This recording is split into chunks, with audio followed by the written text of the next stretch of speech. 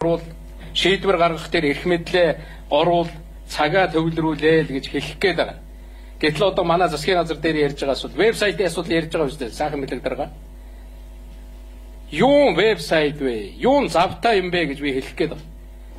Бүрэн эрхийн цөөхөн жил, 4 жил шүү дээ. Бид нар мэднэ. Одоо та нар хоорондоо зураастай болцсон явж байгаа. Нөгөө бүрэн эрхийн цөөхөн жил дотор чинь зураас ороод ирсэн. Зураас гэж би 2012 он дуусчлаа. Одоо 2012-аас 13 гэж та нарын одоо намтрын ард бичгтэн.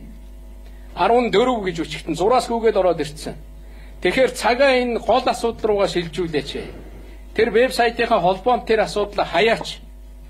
Батүл дарга юун буруу өрүүлтэй машин зашин яриад яваад байгаа.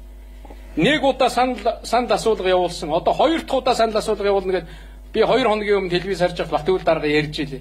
Нэг удаа асуугаад хүмүүс 75%-аар үгүй гэсэн бол одоо 7 хоногийн дотор 2 дахь удаа асууна гэж юу вэ? Наатха болоо.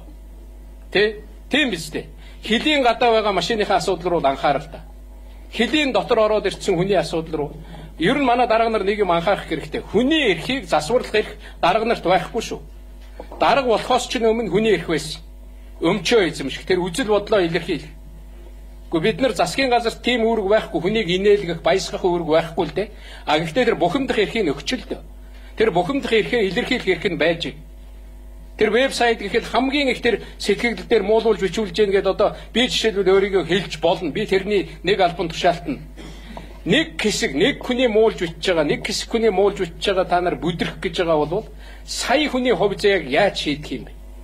Сая хүнд тус дэм үзүүлэх гэж явж байгаа улсууд нэг хүний доромжллыг битгий л тоолдоо. Нэг хэсэг хүний доромжллыг битгий тоо.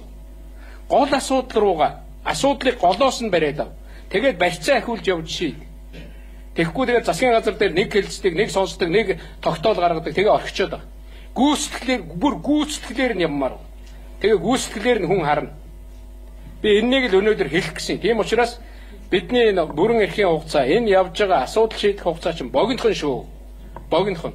Тэгээд эндээ асуудлынхаа шийдлийг гаргаад түүнийг нэг асуудлыг 10 дахин яриад, нэг асуудлыг засгийн газрын хурал дээр жилдээ 3 удаа авч хэлэлцээд гүйцэтгэлтэй, хяналттай авч хэлэлцээд ингээд явхад бол ард түмэн баярлнаа.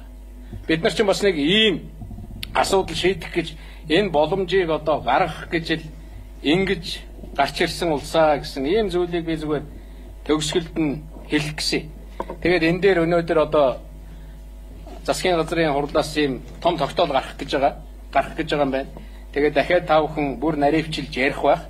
Сая миний бас хэлж байгаа энэ санаа оноог оруулах байхаа гэж ингэж бодож байна. За их баярлалаа.